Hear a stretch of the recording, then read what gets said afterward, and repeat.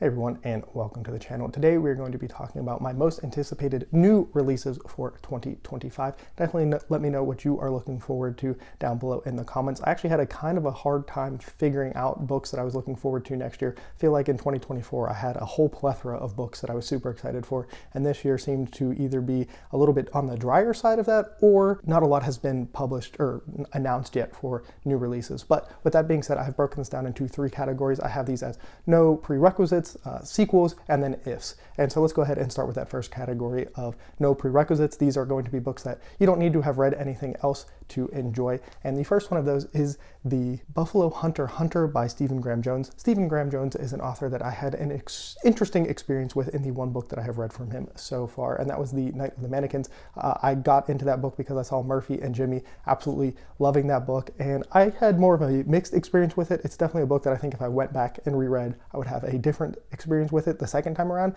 There's a lot of strange things going on there. But this is a completely separate book, and I'll be honest, it is not exactly what I thought it was going to be when I first saw the cover. You'll see the cover, and then I'm going to tell you a little bit what it's supposed to be about, and you'll understand my feeling. But this is a historical horror book that follows a Lutheran priest who is basically following the life of a vampire who is looking for justice in the Black Hills Reservation in, I'm assuming, in 1912. And that just sounds like such an interesting thing. And this is an author who, like I said, in the one book that I've read from him, is very experimental, at least to me. And so I'm just super curious on what is going to go on in this book, if I'm even going to like it, what exactly is going to be explored, what is justice to a vampire in this time and setting and everything. So I just think it's going to be quite an interesting time to read and go through. I don't have a release date. I'll make sure to put it on the screen if I can find one. And the only other book in this category, so there's only two of these, is the new Fauna Lee book, and this is going to not be another fantasy series from her.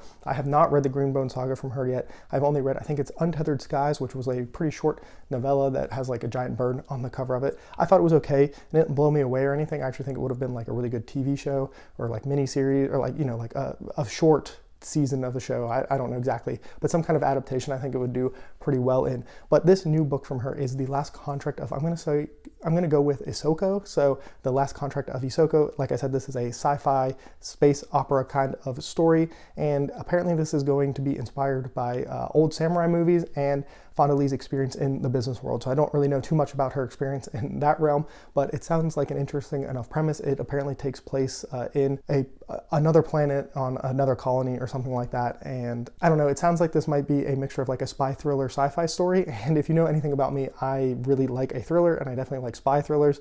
I read all the James Bond books. I'm a big fan of the Dan Brown, Robert Langdon series, which are some of the best thrillers I think out there. You know, I know some people like to dunk on those books, but I think they are a great time. So this one kind of piques my interest. And also, I have not read the Greenbone Saga like I mentioned, but this seems like another interesting entry point into Fauna Lee after Untethered Sky, and maybe I'll get around to the Greenbone Saga in 2025 as well. So next up is the category of sequels. So these are books that you're going to probably want to have read other parts of either the world or the series beforehand going into it. And the first one is going to be, I think Sanderson has referred to it as Secret Project Number 5 or The Isles of Emberdark. I believe this was part of his Words of Radiance Kickstarter or something. I'm pretty sure I have got this book. It's coming in the same kind of leather-bound editions that the other secret projects are. And I believe this is a continuation or a sequel to the Six of the Dusk novella.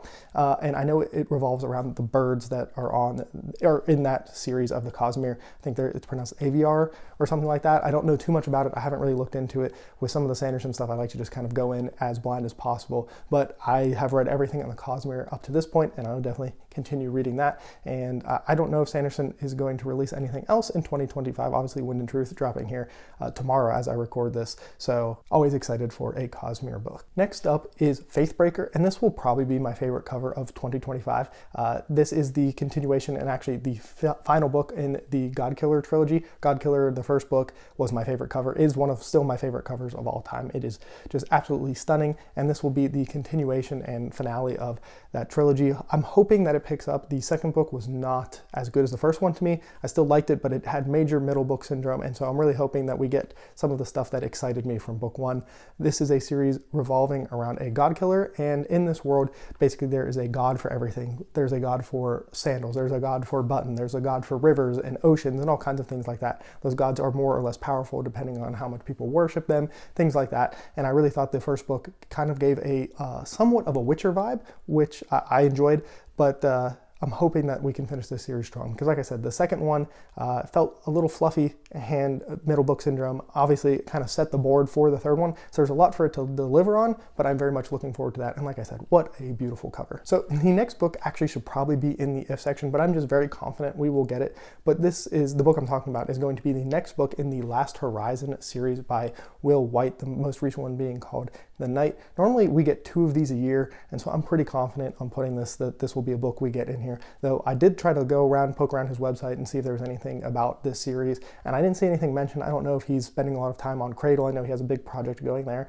but I wouldn't be surprised if this just dropped randomly early on here in 2025. I have really enjoyed the series. I think each book is getting better, and if you have not read it, I think you should. If you're a Cradle fan, you should definitely check this out. This is kind of a sci-fi fantasy. It has both elements really mixed in. Our main character is literally a like super smart wizard who also teaches at like a university for sci-fi stuff. It has magic and lasers. It's a really good time, but it's kind of a progression fantasy, but the scale is turned up to 10 from the beginning, and it's a really good time. It's fun, it's light, there's pretty quick reads. It's nothing that's going to probably be your new favorite series of all time, but I do think it's a good time, and so I'm looking forward to that. And like I said, technically it should be in the if section because I couldn't find any release date or information about it, but Will White is a pretty consistent writer, normally putting out at least 2 of these a year, or that was kind of the trend, so I'm pretty hopeful that we'll get one in 2025. Next up is The Desert Talon by Karen Loachy. I just read the first book in this series, The Mountain Crown, very recently, and it was super good. These are pretty much novella-length stories,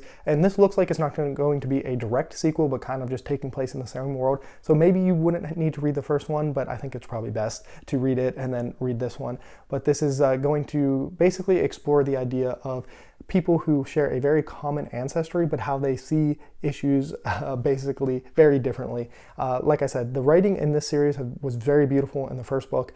I really enjoyed it, and I think this is a super underrated series. I think I was the first person on Audible to give this a rank, the first book a ranking, I think. So if you haven't, you should check The Mountain Crown out. It's really good, really short, probably a good one to fit in at the end of the year. This is another one I'm excited for. That world seems to be very interesting. It's dealing with the idea of a place that has been conquered and people reacting to that, to them being conquered or being pushed out from their native land. And so I think it's just an interesting idea, and I'm looking forward to getting the second one of those here pretty soon, or pretty early in 2025. And then the last book here, which I think I made a mistake because this is a duology, but this is the first book in that duology, so this should have been included in the standalones or, you know, no prerequisites. But that is The Fallen Gods by Rachel Van Dyken, and this seems to be a mystery fantasy thriller. So basically our main character has a degree in Norse mythology, has been working in museums, and then gets a position in Norway to go there and study. The thriller mystery part of that comes in is that is the same place that her brother just recently went missing after sending her a message that he found their long lost father. And so I have no idea what's going to go on here. Like I said earlier, I really enjoy mysteries, I really enjoy thrillers, and then throw in some fantasy elements into it, and this sounds like it's going to be right up my alley. Quick cell phone edit because I completely forgot a book I am very much excited for. That is the standalone sequel to the Adan trilogy by Philip Chase. I believe it's going to be called While Darkness Gathers, so that is another one that I just completely forgot while I was making the list, but am very much looking forward to it in 2025. And then just to finish this list off with a couple of ifs. If these come out, these will be books that are super, super high up my TBR. And let's go ahead and start with ones that I think are more likely. That first one being the third Empire of the Vampire book. I don't know what the trilogy's name is, but I do know that Jake Kristoff has finished this book. Now, whether or not the editing and all of that stuff can get done by the time to be released in 2025, we'll see. Hopefully, I really enjoyed reading both Empire of the Vampire and Empire of the Damned earlier this year, and would really like to see how that trilogy ends. Gabriel is one of my favorite fantasy characters, I think. I really enjoy the storytelling, the world, the magic, everything about that series is just pretty top notch. So hopefully we can get that in 2025. If not, it'll probably be early 2026, but we'll see. I'm fingers crossed for 2025.